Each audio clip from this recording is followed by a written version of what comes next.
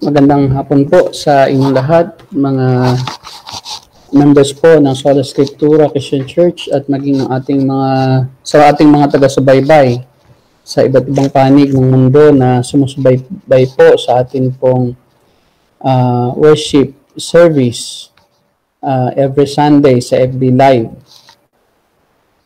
So ngayon po ay January 17, ngayon po ay nasa kalagitnaan na tayo ng Enero. At hindi natin halos namamalayan na tayo po ay nakausad na mula po dito sa pandemic na nakakaapekto po sa napakaraming tao sa buong mundo. At salamat sa Panginoon na tayo po ay patuloy na nagkakaroon ng mga positibo na mga balita tungkol po sa lunas laban po sa COVID-19. At tayo po ay nananalangin na patuloy po tayong magkaroon ng face-to-face services sa atin pong mga churches. Bagamat ngayon po ay mahigpit pa rin, lalo na po sa Manila, na maging yung po mga taga-probinsya na umuwi ay kailangan po na i-swab test at may graduation pa bago po sila makauwi sa kanilang mga tinutuluyan dyan sa Manila at sa kanilang mga pinagtatrabahonan. Ang church po natin ay nasa Manila, so medyo tayo po ay mas higpit sa ibang mga syudad. Ang ginagawa pong monitoring at pagbabantay po ng ating mga nasa pamunuan. Well, ngayon po ay tayo po ay nasa Judges chapter 16. Tayo po ay may series at mula po sa Genesis. Ngayon po ay narito na po tayo sa aklat ng mga hukom at pinag-aaralan po natin ang buhay ng mga hukom sa Israel. At ngayon pong araw na ito, ngayong linggo, ay ating pong pag-aaralan ang buhay po ni Samson, ang isa po sa pinakakilala na hukom sa Israel. Nung pong ako'y bata pa, akin na pong pamilyar na po sa akin ang pangalang Samson dahil po sa hindi malamang dahilan bakit ko po pamilyar sa akin. Yung pala siya po ay isa pong personality sa Old Testament. Lalo na po yung kantang Delilah. No? Dahil ang naging Waterloo ni Samson ay si Delilah.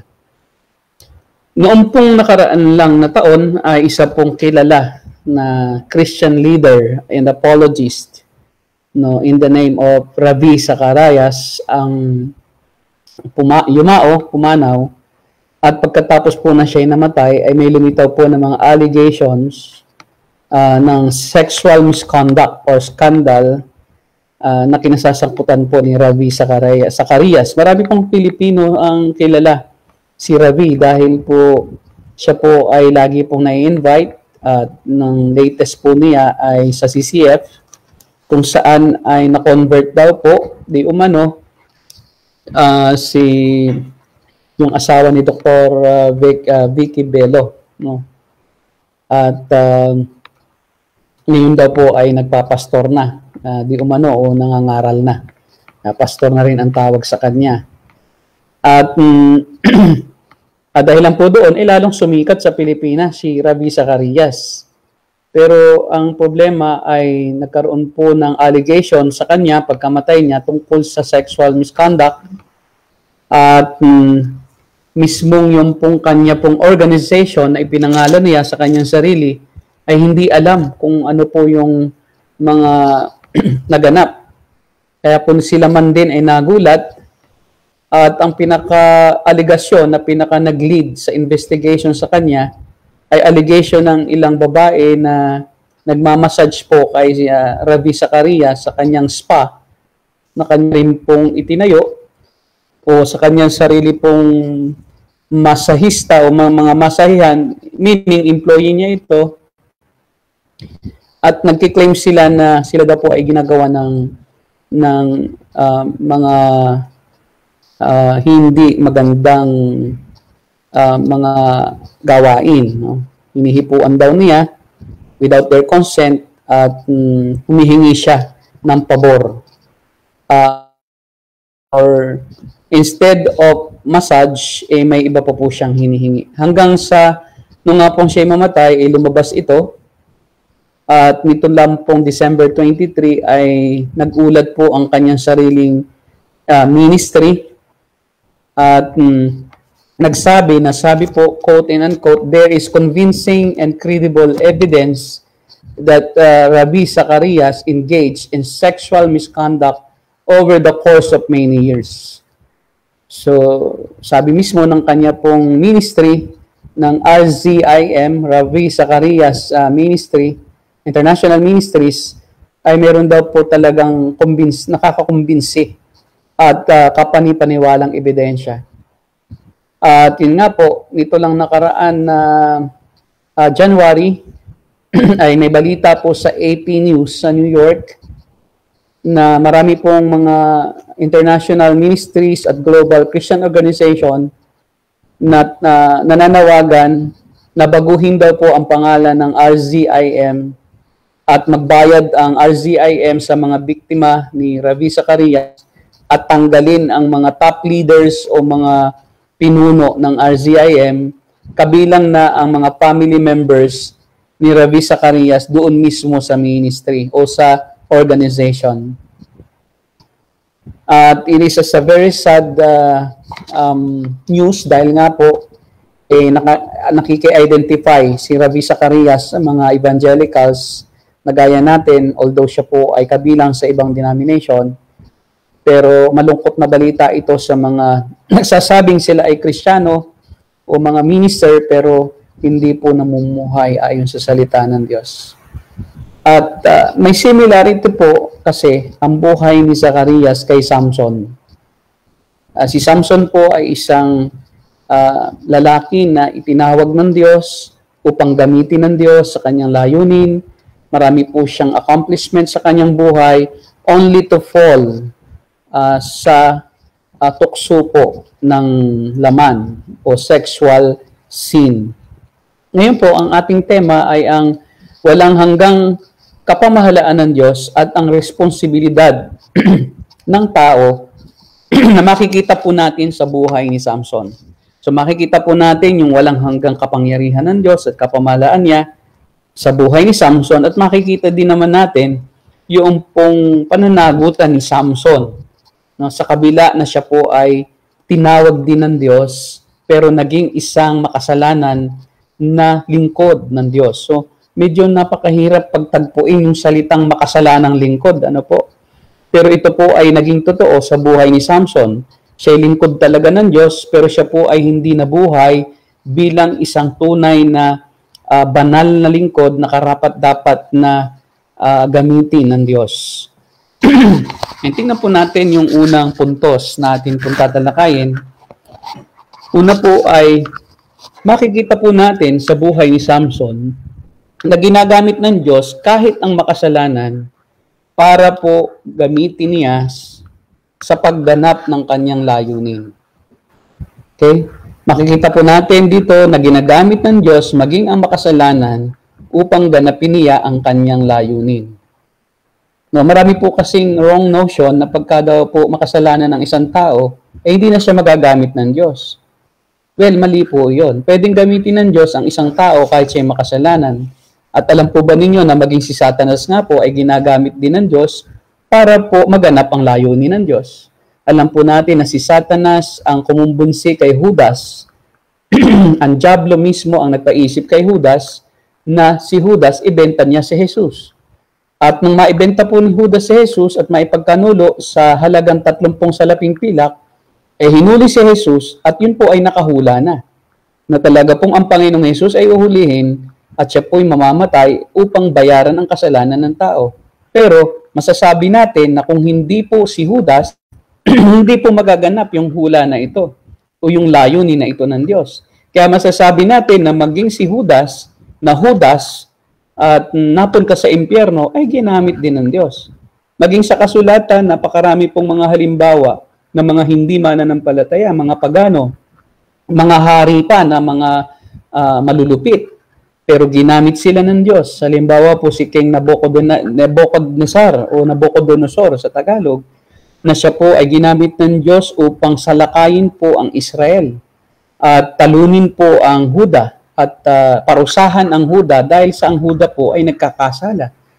So si Haring Ciro na isa rin pong pagano na nagsumasamba at naglilingkod sa mga Diyos-Diyosan ay ginamit din ng Diyos para naman pabalikin yung mga Hudyo na binihag ng Babylonia at dinala sa iba't ibang panig ng mundo. So at nangalat sa iba't ibang panig ng mundo, pinabalik ni Haring Ciro. Pero hindi po nangangahulugan ang mga taong ito ay ligtas, no? Hindi po ibig sabihin itong sila Haring Ciro, Haring Nabukadnesar, si Judas ay ligtas. Kaya nga po yung kasabihan o sa pantaha o notion na ang mga hindi daw po Kristiyano gaya ni Duterte ay hindi pwede daw gamitin ng Diyos para pagpalain ang Pilipinas ay napakamali pong sa pantaha o akala. Kahit po sino ang presidente, kung ang Diyos ang gagawa sa presidenteng yan, kahit siya hindi ligtas, gagamitin ng Diyos ang presidenteng ito para ang tao, ang lalo't higit ang mananampalataya ay pagpalain ng Diyos. Maging sa sa pangangaral, kahit po ang mga kulto ay ginagamit ng Diyos upang iligtas ang kanyang mga hinirang. Halimbawa po, marami pong nagpapatotoo. Nauna po silang nakarinig, halimbawa ay sa kay Almeda na oneness, na ang kanilang paniniwala ay taliwas sa katuruan ng Biblia na ang kaligtasan ay sa bautismo. Pero kita po ninyo, marami pong mga naging Kristiyanong totoo na nanggaling muna sa mga kulto. Dahil yung pong mismong kulto, sila ay pupunta sa impyerno. Pero yung salitang ipinangangaral ng kulto na galing sa Biblia, pwedeng gamitin din naman ng Diyos.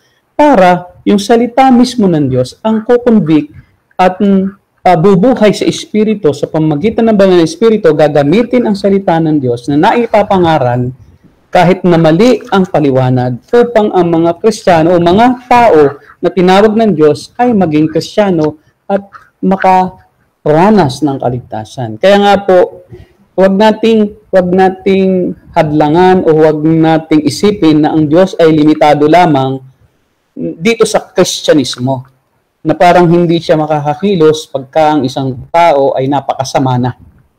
Kaya wala tayong question na si Rabbi Zacarias ay ginamit ng Diyos para magligtas ng maraming tao. Pero hindi ibig sabihin ay hindi si Rabbi Zacarias mananagot sa kanyang pamumuhay at sa kanyang ginawa dito sa lupa. Sa kabila ng kanyang pagiging isang mangangaral na nangaral ng salita ng Diyos, siya ay nagkasala. Pero yung paggamit sa kanya ng Diyos, walang question na marami din nga po talaga na mga tao ang natuto sa kanya pong pangangaral. Gaya po nung isang Muslim na naging Kristiyano sa pamamagitan ng pangangaral ni Rabbi Zacarias. Ito pong si Samson ay taong itinilaga ng Diyos. Sabi sa Judges chapter 13 verses 2 and 5, ang tawag po sa kanya ay Nazarite. Siya po'y anak ni Zora at saka ni Manawa, ang tatay niya. Mula po siya sa angkan ng mga Danites o mga angkan ni Dan. At ito pong si Zora, no, na nanay po na tatay ni Samson at si Manawa, hindi po nagkakaanak dahil po si Manawa ay baog, yung babae. Pero nagpakita po ang anghel ng Diyos ng Panginoon kay Manawa at sinabi, baog ka at wala kang anak, pero magkakaanak ka ng isang anak na lalaki. At ang sabi sa kanya sa verse 4, now see to it that you drink no wine or other fermented drink. So huwag kang iinom ng alak o ng kahit ano na mga inuming nakalalasing at huwag kang kakain ng anumang marumi. Sapagkat ikaw ay magsisilang at manganganak ng isang lalaki. At ang sabi sa kanya ng anghel, hindi mo siya pagugupitan. Walang razor na gagamitin sa kanyang ulo o pangahit dahil ang anak mo ay magiging isang Nazareo at ibinukod ng Diyos mula pagsilang at siya ang magpapalaya sa Israel mula sa kamay ng mga Pilisteo. Nakita po ninyo ang purpose ng Diyos. No? Si Samson na isisilang ni Manawa na kanyang nanay ang magpapalaya sa mga Israelita laban sa mga Pilisteo. At pero tingnan niyo po ang sabi ng Diyos, ibinukod ko na siya mula pa pagkabata, mula bago pa siya isilang. Tingnan natin kung ano po ang isang Nazirite. Ang mga bawal po sa Nazirite, hindi po sila umiinom ng alak at kahit ano pong produkto na nakalalasing. Ikalawa, hindi po sila nag-aahit, di sila dapat mag-ahit, di sila dapat magpagupit. Ikatlo, bawal po silang humipo sa katawan ng isang patay. Bawal po silang humipo ng patay. At ikaapat, bawal po silang kumain ng mga pagkaing marumi. Pero tingnan po natin ang buhay ni Samson. Bukod po sa hindi siya faithful sa pagiging Nazirite, bakit po? Dahil po siya po ay pumatay ng isang leon, at pagkatapos po ay noong mapatay niya ang leon, pagbalik niya ay mayroon na pong bahay ng bubuyog, tinouch niya yung leon. Siyempre, dahil matatouch niya yun, patay na yon. At hindi lang tinouch niya, kung hindi po yung pagkain, yung pulot-pukyutan na galing doon mismo sa honeybee na nagbahay doon sa kalansay ng leon ay kinain pa niya. So lahat ng mga bawal ginagawa po ni Samson. So bawal siyang magpagupit pero sinabi niya kay Delilah, na kung siya'y gugupitan ay siya ay mawawalan ng lakas. Kaya nga po, ito pong si Samson, kung titingnan natin, ay hindi talaga kung ating magiging pamantayan ay yung pagiging masunurin, pagiging banal, hindi talaga siya karapat-dapat na gamitin ng Diyos. At hindi lang yon, si Samson po ay babaero. Nagkaroon po siya ng 3 asawa. Hindi naman asawa kasi nga po hindi kasal. At ang kanya pong inaasawa o ang kanya pong kinukuha na para kanyang sipingan, hindi lang po basta hintil. May isa po siyang sinipingan na prostitute. Matindi, no? Yun po ay bawal din. So, bawal po yan sa mga Nazareo na humipo ng marumi. Marumi nga po ang mga hintili, mga pagano. At hindi lang po ito basta pagano, ito pong mga naging asawa niya, ikatlo si Delilah, ay mga kalaban nila. So ito yung mga pumapatay, no? Itong lahi ng mga babaeng ito ang pumapatay sa mga Israelita. Ito ang nagnanakaw sa kanilang mga ari-arian. Ito ang humihila sa kanilang mga baka at mga kambing at ninanakaw. Kaya nga po, hindi karapat-dapat yung buhay ni Samson. Kung tutuusin, bakit siya pa ang pinili ng Diyos? Pero iyon ang gusto ng Diyos, kaya wala po tayong question. Siya po ang pinili, wala po tayong magagawa. Bakit tayo, ano ang ating kakayahan para husgahan ang Diyos at utusan ang Diyos at bigyan ng payo ang Diyos? Wala pong sino mang makakapagpayo. So kaya po laging umiiyak ang kanyang nanay. Kasi nga po, ang sabi ng nanay niya, ikaw ay isang Nazareo o Nazirite, pero ikaw naman sumusuway. Sabi niya, paano ka na? Anong mangyayari sa'yo? So dito natin makikita, no, na ito pong bahaging ito o katotohanan ito, no, sa bahaging ito ng aklat ng hukom sa buhay po ni Samson. Makikita natin, wala pong dalawang kaharian sa mundo. Kasi po may katuruan po ang ibang Kristiyano, lalo yung pong mga mahina sa teolohiya, na may dalawa daw pong kaharian dito sa mundo. Isa daw po ay kaharian ni Satanas at isa daw po ay kaharian ng Diyos. Tapos daw po, si Satanas bilang hari, hindi daw kayang panghimasukan ng Diyos.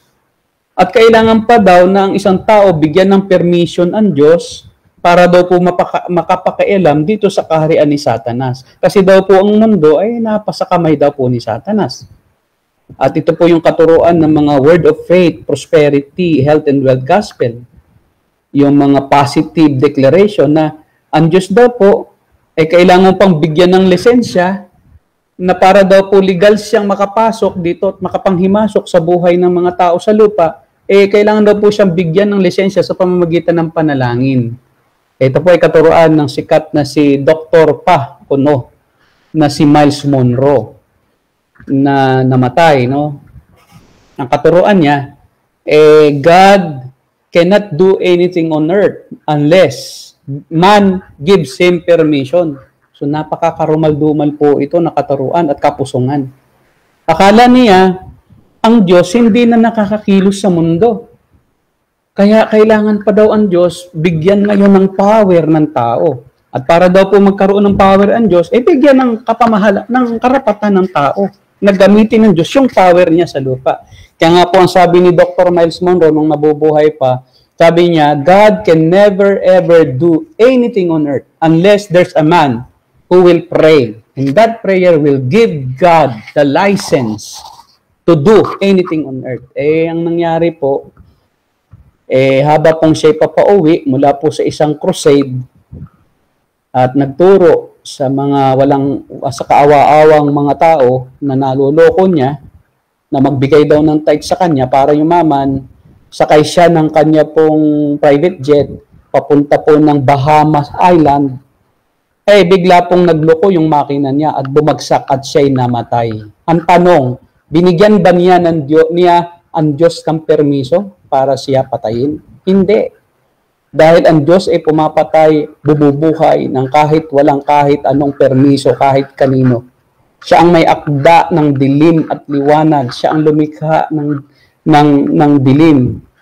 Siya ang lumikha ng liwanag. Siya ang pumapatay, siya ang bumubuhay. Lahat ng ito ay karapatan ng Diyos dahil siya ay Diyos. Walang makahadlang sa plano ng Diyos. Kahit sino kayang gamitin ng Diyos. Kahit ano ang mangyari, kahit gaano kahirap sa isip ng tao, kayang gawin ng Diyos. Kahit imposible, no? Kayang gawin ng Diyos. Dahil ang Diyos ay makapangyarihan sa lahat at siya po ang may kapamahalaan sa lahat. Kaya nga po, hindi totoo po yan. Isa lang ang kaharian ng Diyos. Si Satanas po ay tauhan lang ng Diyos. Hindi yan hari. Yan po ay naghahari-harian lang. At nagpapanggap lang na hari. Ang hari na totoo ay ang Diyos. Si Satanas man ay istulad sa chess. Si Satanas man ay isa lang sa piyesa ng Diyos sa kanyang plano at layunin. Ang Diyos ang arkitekto, ang Diyos ang direktor. Si Satanas ay isa rin lang sa mga aktor. Siya ang character actor ng Diyos. Ang bida ay ang Diyos. Ang director din ay Diyos. Ang producer din ay Diyos. Kaya siya lahat.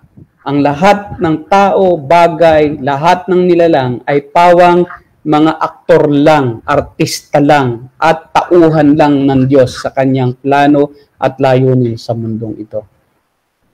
Anong sabi ng awit 145:13? Your kingdom is an everlasting kingdom and your dominion endures throughout all generation. Ang iyong kaharian, O Diyos, ay walang hanggang kaharian.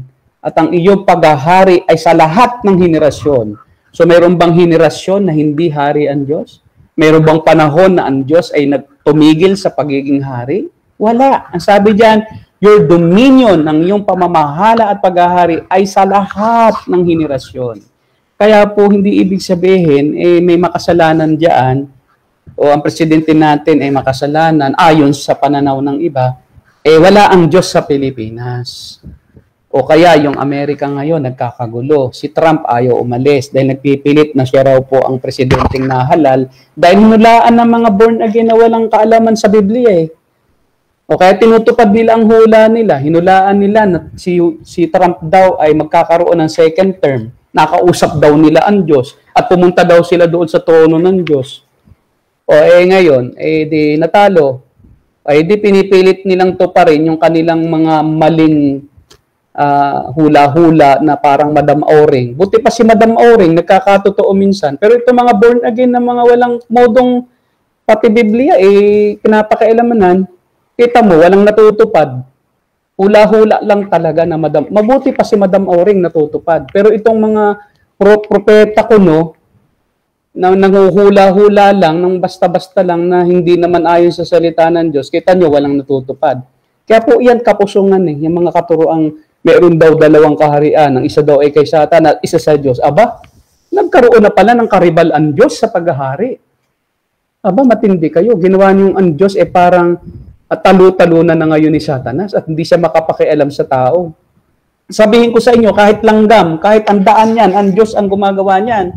Kahit ang hangin, ang Diyos ang papadala niya. Ano sabi? Ang bagyo at ipo-ipo ang dinaraanan ng Diyos. O kakita mo itong mga taong walang alam dyan na ang masking ang bagyo, ang Diyos ang gumagawa at lumilika. Pag may bagyo, pinapalayas. Eh, di ba ang pinapalayas nyo ay Diyos? Kasi naroon ang Diyos eh. O tapos binapalayas nyo yung bagyo, napadala ng Diyos. Ay, diin nyo palang hinahadlangan ng Diyos. Dapat pag may bagyo, may kalamidad, makiusap kayo sa Diyos. Panginoon, ilayo mo po iyan. Hindi yung uutusan mo yung bagyo. Bagyo, lumayas ka. Aba, ikaw pala, may kapangyarihan ng magpalayas ng bagyo. Eh, yung ang buhok mo, hindi mo pa nga mapaitim yung puti mong buhok eh. Pag sumakit nga ang ngipin mo, hindi mo nga mapawala ang sakit. Bagyo pa ang iyong utusan. Oh. Sarili mo nga, hindi mo makontrol, kukontrolin mo yung bagyo. Ikaw nga, hindi makapagpigil. Pag may gusto ka, nabawal. Oh, kita mo? Kasi kayo, naghahari-harian kayo. Akala nyo ang Diyos kasi, wala na rito. Akala nyo kayo na ang hari. Hindi, ang Diyos ang hari. Kahit sino man dyan ng mga masamang tao, ang Diyos ang may control dyan. Kahit sinong oligarch, si Ayala, kayang luhurin ng Diyos yan. Kung gusto ng Diyos paluhurin yan, paluluhurin ng Diyos yan. Gagamit ang Diyos dyan ng tao para paluhurin yan. Walang sino mang makakatutol sa Diyos. Walang sino mang makababasag sa kalooban ng Diyos. Pag ang Diyos ang may gusto, walang hahadlang. Kaya sabi nung iba, daw naniniwala na ang Diyos daw walang hanggan ang kapamahalaan. Para daw, yung pala, Diyos pala, mangyayari na yan kahit hindi ka kumilos. Mali ang pagkaunawa mo sa kapamahalaan ng Diyos. Kung naniniwala ka na ang Diyos ang may kapamahalaan, mas lalo kang makakagawa ng mabubuting bagay at malalaking bagay. Kasi alam mo, ang Diyos ang nasa likod ng ginagawa mo. Alam mo, ang Diyos ang nagsugo sa'yo. O, di mas lalo kang makakagawa ng maraming bagay na kahangahangat, dakila. Bakit? Alam mo, ang Diyos kasama mo eh. Kasi doon sa sinasabi mo, ang Diyos hindi na nakikialam sa mundong ito at bahala ka na sa buhay mo at bibigyan mo siya ngayon ng kapangyarihan. Ikaw pa ngayon ang Diyos at siya ay hindi. At siya ngayon ang nilalang mo. At siya ngayon ang susunod sa iyo. Yung mga utos ng utos diyan sa mga espiritu lumayas, kinalingguhan, palalayasin uli. Biro mo, linggo-linggo, pinalalayas mo. Linggo-linggo na naman, Ibig sabihin, pag linggo-linggo mo pinapalayas, linggo-linggo bumabalik. Kaya ako po hindi nagpapalayas. Wala pong kapangyarihan sa akin ang demonyo dahil siya po'y tauhan lang ng Diyos. Walang magagawa sa akin ang demonyo kung hindi ang Diyos ang may pahintulot. Walang magagawa sa akin ang tao. Hindi ako mamamatay kung hindi ang Diyos ang may pahintulot. Yun ang tunay na pananampalataya sa Diyos. Hindi yung minamaliit nyo ang Diyos. Ano sabi sa Isaiah 46:9-10? For I am God and there is no other. Ako lamang ang Diyos at wala nang iba. I am God and there is no one like me. Ako ang Diyos at walang katulad ko. Declaring the end from the beginning. Akin ang idineklara ang mangyayari mula umpisa hanggang wakas. Tapos na sa akin yan. And from ancient times, things which have not been done. Ang mga bagay na hindi pa nangyayari, tapos na sa akin mula pa ng una. Sa atin, tumatakbo pa ang taon. Nagbibilang pa tayo. 1970, 1980, 1990, 2000, 2010, 2000. Tayo lang po ang nagbibilang ng taon dahil tayo ay limitado, dahil tayo nilalang lang. Tayo kakapiranggot lang, parang buhangin lang tayo sa isang napakalaking dalampasigan sa lahat ng nilikha ng Diyos. Kaya tayo sakop tayo ng araw. Kasi sa liit natin, nasa mundo tayo, yung mundo umiikot sa araw, kaya tayo nagbibilang. Ang Diyos ay pinakamalaki sa lahat. Walang sukat ang Diyos, walang hanggan eh. Paano siya magbibilang? Ang problema lang, akala mo ganun ang Diyos, akala mo lang yon. Ang Diyos walang hanggan. Wala sa kanyang taon, wala sa kanyang oras, wala sa kanyang minuto, wala sa kanyang segundo, wala sa kanyang buwan, wala sa kanyang milenyo, wala sa kanyang dekada. Lahat sa Diyos ay pangwalang hanggang kasalukuyan. Yung noon at bukas, kasalukuyan lang lahat sa Diyos. Walang segundong lumilipas sa Kanya. Iyon ang pananaw ng mga taong hindi kilala ang Diyos. Akala ang Diyos ay confined sa time, space, and matter. Hindi po, ang Diyos ay hindi kayang hadlangan ng panahon, ng matter, ng bagay, at ng espasyo. Dahil siya lang ang lumikha niyan. Siya lang ang lumikha ng panahon, ng espasyo, at ng lugar, at ng bagay. Kaya hindi po siya apektado ng kahit ano. Kaya nga po, siya ay nasa lahat ng lugar, pero hindi siya nahahadlangan ng lugar na yan. Hindi siya nakakulong doon. Narito siya sa loob ng computer, pero hindi ibig sabihin, nasasaktan siya. Lampas siya dito. No. Yun po yun. Akala ng mga tao, ang Diyos kasi wala sa isang lugar. Kaya nga sa Diyos walang dilim. Lahat liwanag. Sa Diyos wala pong hindi siya malulunod kahit siya nasa ilalim ng dagat sa pinakamalalim na karagatan. Bakit? Hindi siya tao. Hiwalay siya sa lahat ng bagay. Kahit naroon siya, pero hiwalay siya. Ang tawag dyan ay transcendence and immanence of God. Ang Diyos ay lampas sa lahat, pero siya rin ay sumasa lahat. Bakit hindi natin kayang maunawaan yon? Kasi ang liit ng ating kukote lang. Kumpara sa karunungan ng Diyos. Kung ating karunungan ay parang tubig sa baso, ang Diyos ay lampas pa sa lahat ng buong sangkalawakan na karunungan niya yan. Ganyang kalawak ang kanyang karunungan. Walang katapusan din. Kumpara mo naman ang karunungan mo, gagapatak lang. Kaya nga, ang ating pamantayan ay ang sinasabi ng Diyos sa kanyang salita. Ang Biblia ay salita niya. Kaya kung ano ang sinabi niya, nandito, makikita natin, makikilala natin siya. Kaya napakahalaga pag-aralan natin ang kanyang salita. Dahil dito natin siya makikilala. Hindi yung sasabi-sabi ng mga tao, hindi yung mga kultura ng tao ang magdidikta kung sino siya. Hindi yung mga piyesta, hindi yan. Hindi yung sabi-sabi ng ninuno na ganyan-ganyan daw ang Diyos. Hindi yung mga ninuno ang authority. Ang authority, hindi scientist. Hanggang ngayon na, ang scientist hindi pa matuntun kung hanggang saan ang hangganan niyang kalawakan. Habang sila nag-aaral, lalo nilang napapatunayan na wala pa silang naaabot dahil hindi din na talaga maabot kung saan dyan ang boundary ng walang hanggan. Walang hanggan yan, hindi mo maabot yan. Sabi sa Colossus 1:16-17, tungkol kay Jesus, for by Him all things were created. Sa Kanya ang lahat ng bagay ay nilikha. Para sa Kanya. In heaven and on earth. Sa langit, sa kalawakan at sa mundo, visible and invisible, nakikita at hindi nakikita. All things were created through Him and for Him. And He is before all things, and in Him all things hold together. Sapagkat para kay Jesus, nilikha ang lahat ng bagay sa langit, sa kalawakan, sa lupa, nakikita at hindi nakikita. Ang lahat ng mga bagay ay nilikha sa pamamagitan ni Jesus at para kay Jesus. At si Jesus ay naroon na bago pa lumitaw ang lahat ng mga bagay at ang lahat ng bagay ay siya ang pumipigil at nagpapanatili. Alam niyo, grabe. Ang Panginoong Hesus ang nagpapanatili sa atin. Kung ang Panginoong Hesus ay wala at hindi siya umiiral ngayon, babagsak ang lahat ng mga bagay sa kalawakan, magbabanggaan ang mga planeta, mawawala sa aksis ang lahat ng bagay. Ang nagpapanatili ng kaayusan sa lahat ng bagay sa kalawakan, sa lupa, ay ang Panginoong Hesukristo. Pero kung ano-ano lang ang tingin ng iba sa Panginoong Hesukristo, akala siya yung nakapako pa rin doon sa krus sa Quiapo.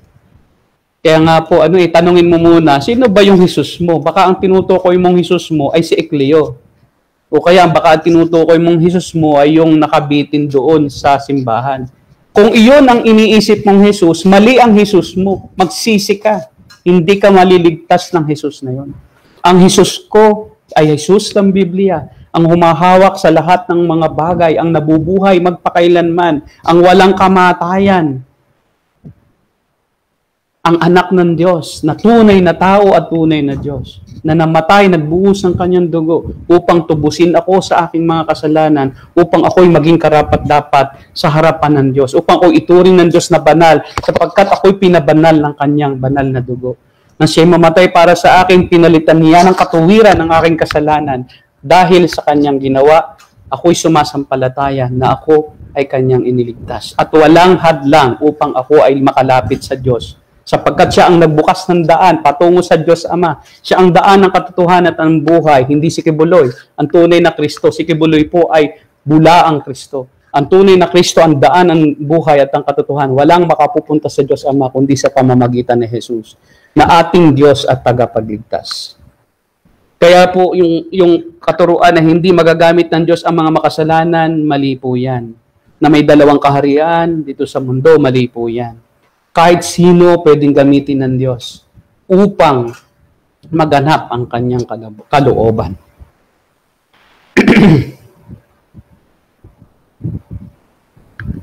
Ikalawa po, makikita natin dito sa mga talatang ito patungkol sa tala ng buhay ni Samson na bagamat ginagamit ng Diyos ang mga makasalanan para ganapin ang kanyang layunin, ang makasalanan ay responsable para sa kanyang ginawa na salungat sa kalooban ng Diyos.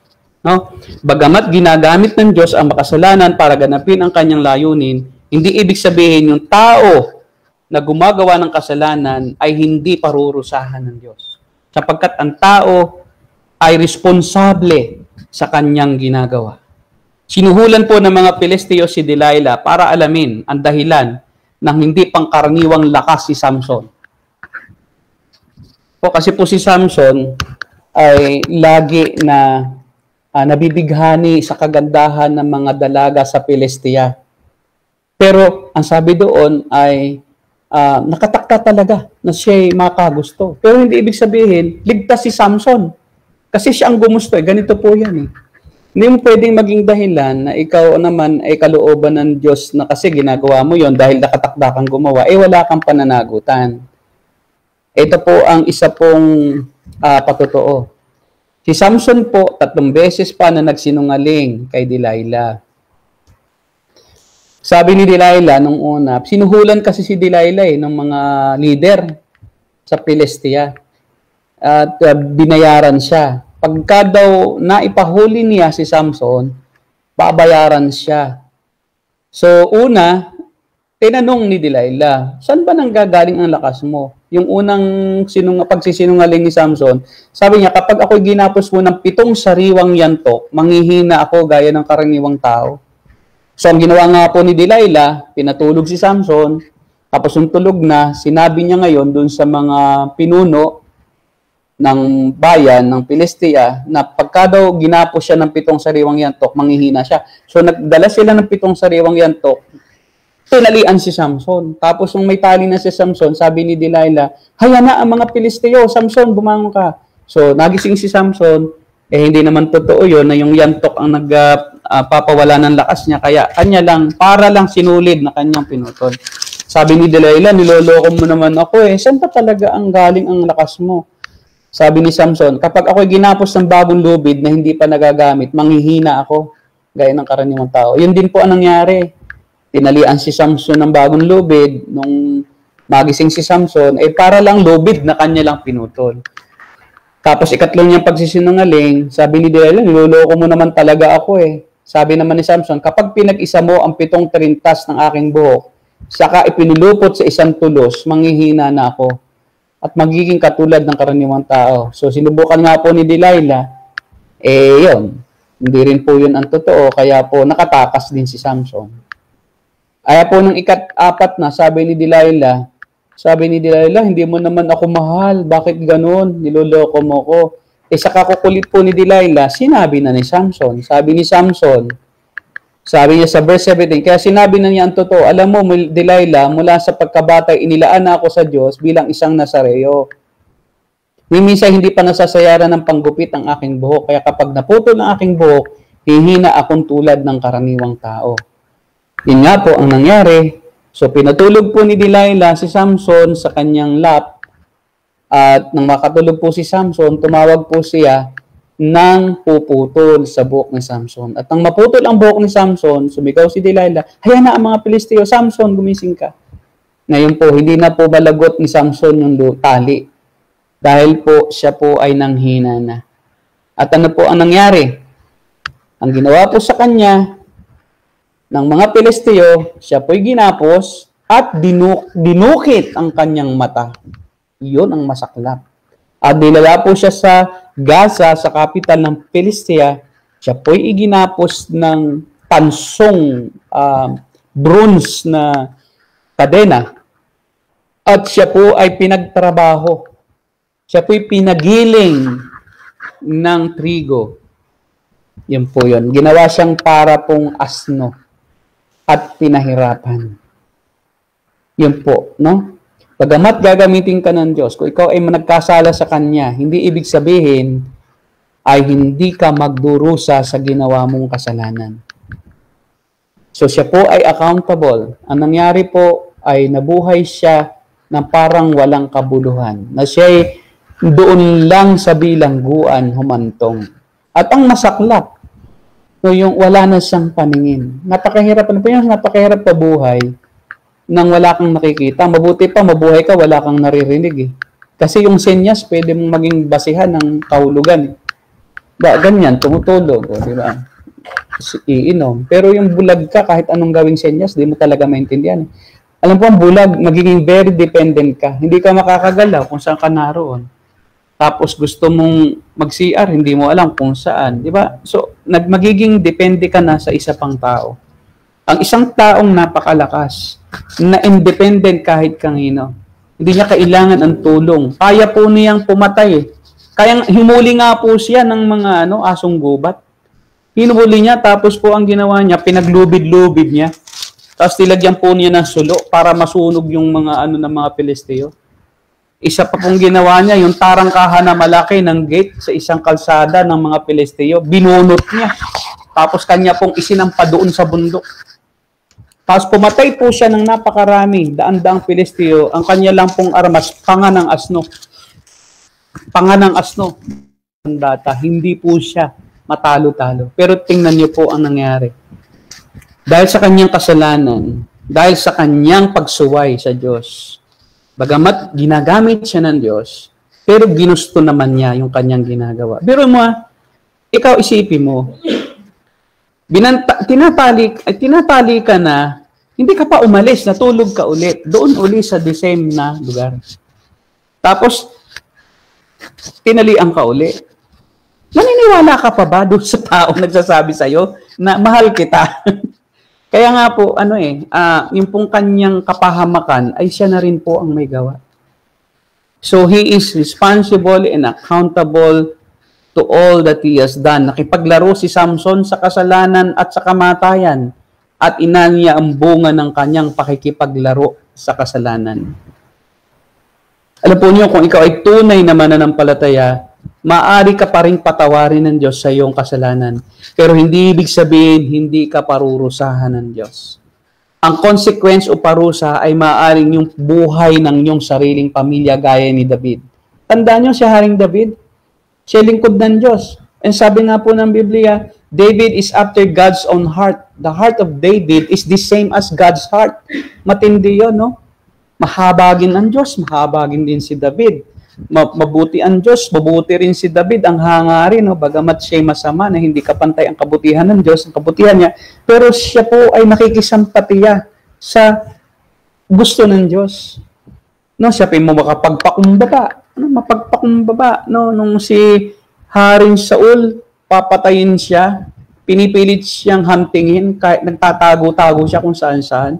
Tapos, eksakto na yung tinataguan niyang kuweba, doon dumumi si Haring Saul. No? At tapos umupo si Haring Saul para dumumi, ay nasa likuran siya.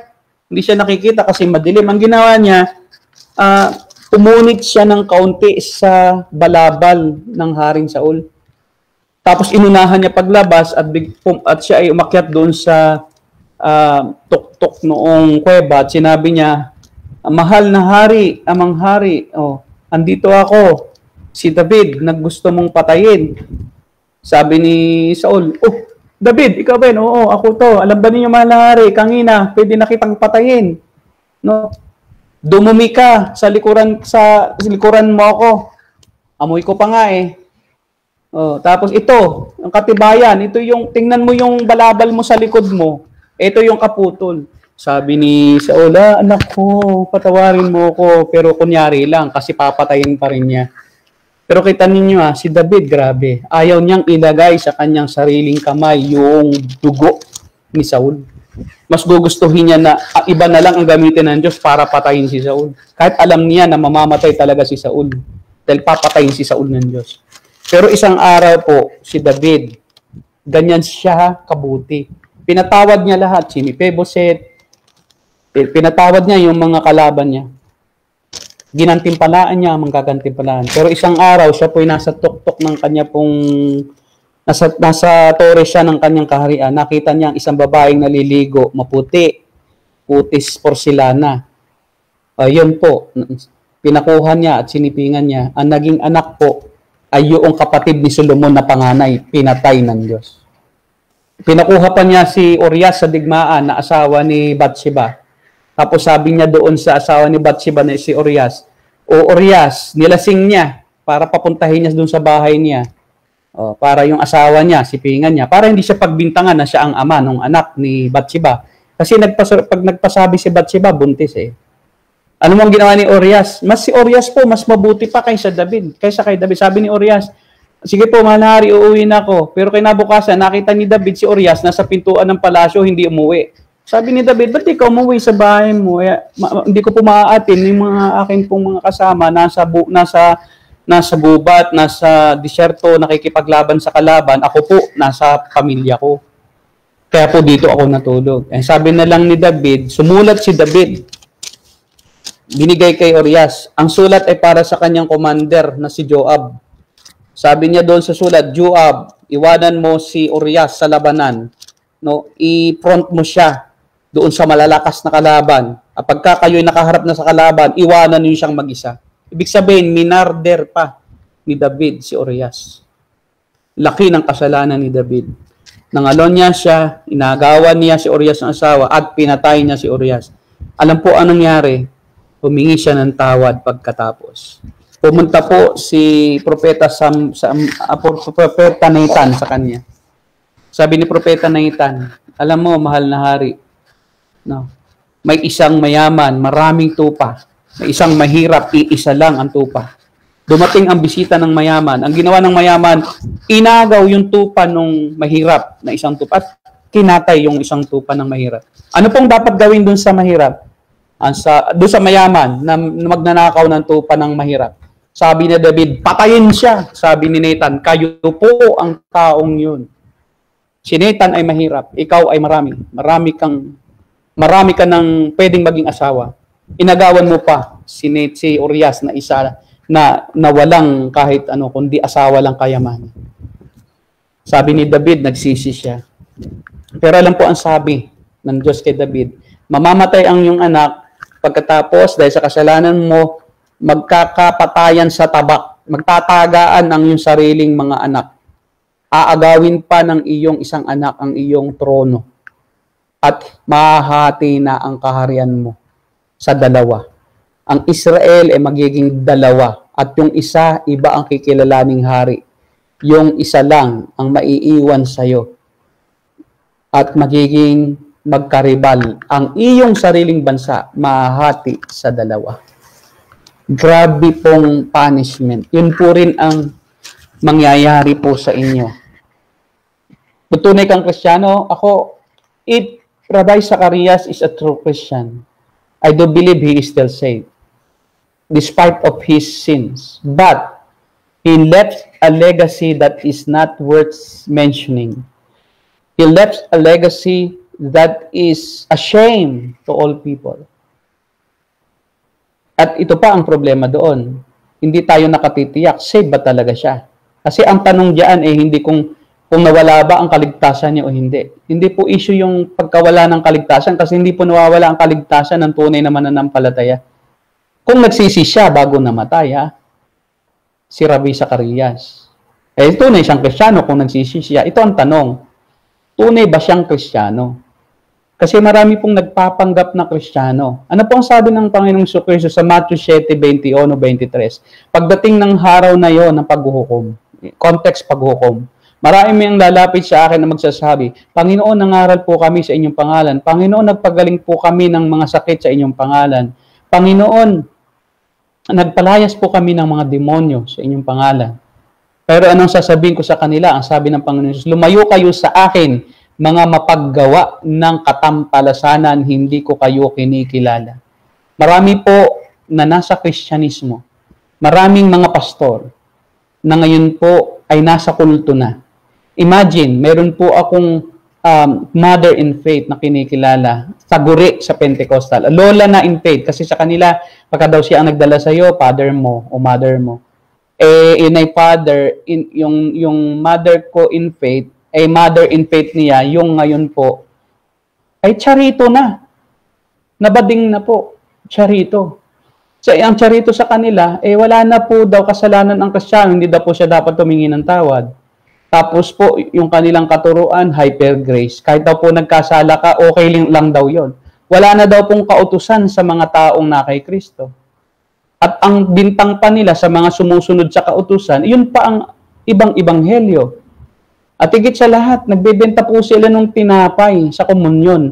Na yun daw pong tinapay na yun ay nakagagaling. At yun daw po ay may espiritu ni Kristo, yung tinapay na yun na walang pampaalsa. Saan galing lang yung tinapay? Galing lang bakery yun. Tapos yung tinapay, lalagyan mo ngayon ng bisa na makapagpapagaling daw ng sakit. At pagka daw hindi daw gumaling ng bigla, lagi daw bumili. Kaya ang yaman-yaman na nung pastor nila. Ginagamit ng maraming tao ang relihiyon para magpayaman.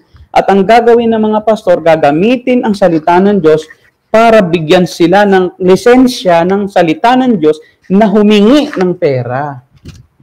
Kaya pag hindi kayo nag-tithes, yung paanturo nila, mag-tithes daw para yumaman. Sinong yumayaman? Di yung pastor na hingi ng hingi. O sa halip ng pastor, makatulong, nakapabigat pa. Ang daming mga Kristiyano mahihirap. Ang gagawin ng maraming pastor, hihingan itong mahirap. Tapos pag hindi yumaman, sasabihin, kulang ka sa pananampalataya, kapatid. Ito nga yung nagbigay na't lahat at sumasampalataya na sinabi pag nagbigay daw, gagaling. Mas malaki daw ang bigay, mas malaki ang possibility gumaling. Di ibinigay na lahat, pati bahay at lupa. Hindi pa rin gumaling. Ang sasabihin, kapatid, baka mahina pa ang faith mo o wala ka pang sapat na pananampalataya o may itinatago kang kasalanan. Double black eye. Nawala na siya ng pera, nawala na siya ng lahat sa buhay niya. Nawalan pa siya ngayon ng tiwala sa sarili niya. Akala niya siya'y makasalanan pa rin. At higit sa lahat, mawawalan siya ng tiwala sa Diyos. Hindi doon sa pastor, kasi ang sabi ng pastor, touch not the anointed. Ako anointed ng Diyos, kaya huwag mo akong questionin. Yung touch not the anointed, para kay Haring Saul, hindi naman para sa pastor. At ang nagsabi ay si David na I don't want to touch the anointed of God. Di ikaw pala si Haring Saul na masamang hari, napapatayin si David. Yan po ang problema sa Kristyanismo. Napakadaling maniwala ng mga tao. Basta maganda ang sinasabi, akala totoo, maganda sa pakiramdam. Ang mga mananampalataya po ay hindi iniligtas para gawin ang nais nilang gawin. Sila ay iniligtas upang sumunod sa mga utos ng Panginoong Jesucristo. Ang pinakadahilan ng ating kaligtasan ay upang tayo gumawa ng mabubuting gawa.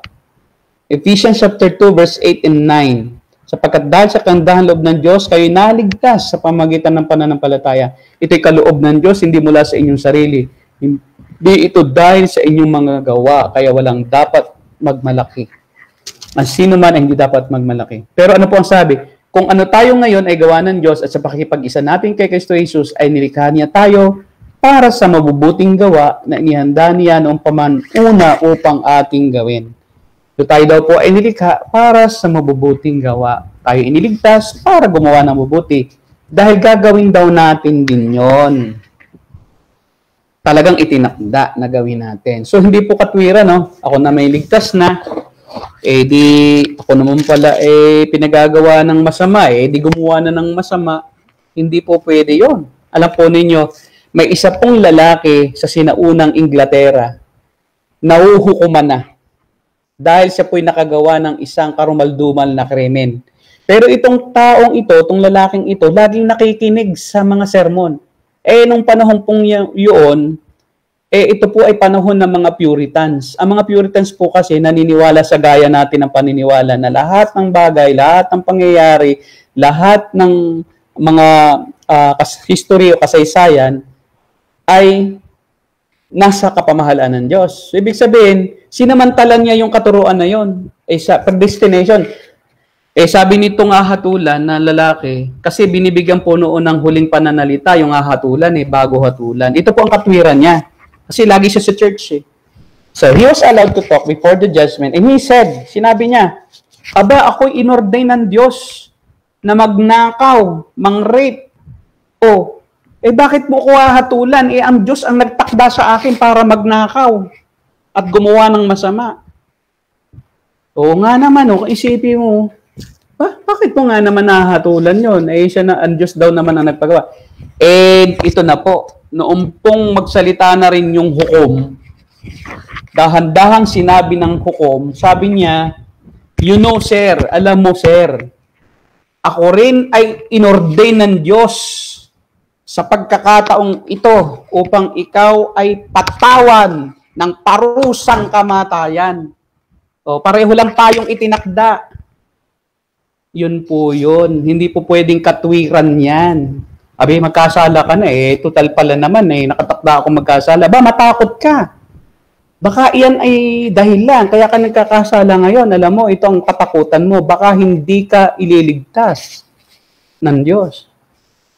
Kaya sa paggawa mo ng kasalanan, dapat naroon ang iyong panginginig sa takot. Bakit ko ito ginagawa, o Diyos? Naku po, ayaw ko itong gawin. Dapat ganoon ang katwiran ng isang tunay na Kristiyano. Hindi hyper grace na ako naman pinatawad na hindi okay na. Hindi po, ang totoong pinatawad, may utang na loob sa nagpatawad. Ibibigay niya ang buhay niya sa nagligtas sa kanya. Dahil kung hindi niya ibibigay ang buhay niya sa nagligtas sa kanya, siya na ang taong walang utang na loob sa lahat. Biro mo, inigtas siya ng Diyos, binuhay siya, nilikha siya, pinahintulutan siyang isilang ng kanyang magulang, nabuhay siya, pinakain siya, pinaramtan siya ng Diyos, ginamit ang lahat ng instrumento, pinag-aral siya ng Diyos, pinalusog siya ng Diyos, pinagagaling siya ng Diyos, binibigyan siya ng kasiyahan ng Diyos sa pagkain ng masasarap, na may panlasa siya. Nakita niya ang kagandahan ng lahat ng mga nilikha ng Diyos sa mundo. Hindi siya isinilang na bulag. Pagkatapos, iniligtas pa siya ng Diyos. Pupunta sana siyang impyerno. Pero ang Diyos, nagkatawang tao sa pamamagitan ng kanyang anak, pinadala ang kanyang anak para mamatay, magdusa, magpakahirap. Tinusok sa tagiliran ng isang sibat hanggang makaabot sa puso at bumulwak ang tubig at dugo. No? Pagkatapos siya pinutungan ng koronang tinik, ibinaon sa kanyang ulo ang matutulis na baging at ginawang hiniyasya at tinawag ito ang hari ng mga Hudyo. Sinampal sa mukha, dinura ng kanyang nilalang. Sinampal ng ilang beses, sinugbog at hinataw sa likod ng mayroong matutulis na pako na bubog ng 40 beses. Halos ang kanyang likod ay naubak na gaya ng saging na pinalo na binugbog. At di na siya halos makilala. Pagkatapos, iligtas, sasabihin, ligtas na ako, okay lang, sige, bahala na ako sa buhay ko, ni hindi man lang sumunod sa sinabi ni Jesus. Ang sabi ni Jesus, gawin mo ang kalooban ng Diyos. Huwag ka nang magkasala pa. At gawin mo ang kalooban ng Diyos. Yun ang sabi niya doon sa pinatawad niya na prostitute na si Maria Magdalena. Anong ginawa ni Maria Magdalena? Nagpatuloy ba siya sa pagkakasala nung siya patawarin siya? Ni Jesus, hindi. Sabi sa Biblia, naglingkod siya kay Jesus at ibinigay niya lahat ng kayamanan kay Jesus. At ano pang ginawa ni Maria Magdalena? Siya ang unang dumalaw sa puntod ni Jesus na umiiyak dahil si Jesus ay inilibing ng hindi nalagyan ng pabango. Nagdala siya ng pabango madaling araw ng linggo. Umiiyak at gusto paglingkuran si Jesus. Iyon ang totoong ligtas. Nagmamahal sa nagligtas. Naglilingkod sa nagligtas. Umiibig sa nagligtas. Ibinibigay ang lahat sa nagligtas sa kanya. Yun ang tunay na ligtas. Pero yung kung nagsasabing siya ligtas, pero hindi umiibig sa nagligtas, binabaliwala ang utos ng nagligtas. Ang taong yun ay nagkokunwari impostor. Hindi siya tunay na naligtas sapagkat wala siyang utang na loob.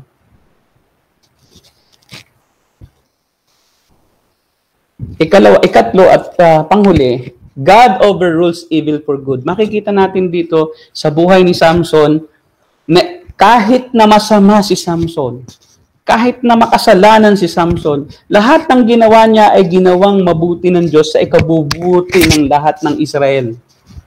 Ito po ang nangyari sa verse 23 hanggang 30. Hindi ko nababasahin ang summary Do si Samson po ikinulong, binagtrabaho na parang isang hayop. Dinukit ang mata, bulag. Nagkaroon ng piyesta sa kay Dagon, ang Diyos-Diyosa ng Pilistia.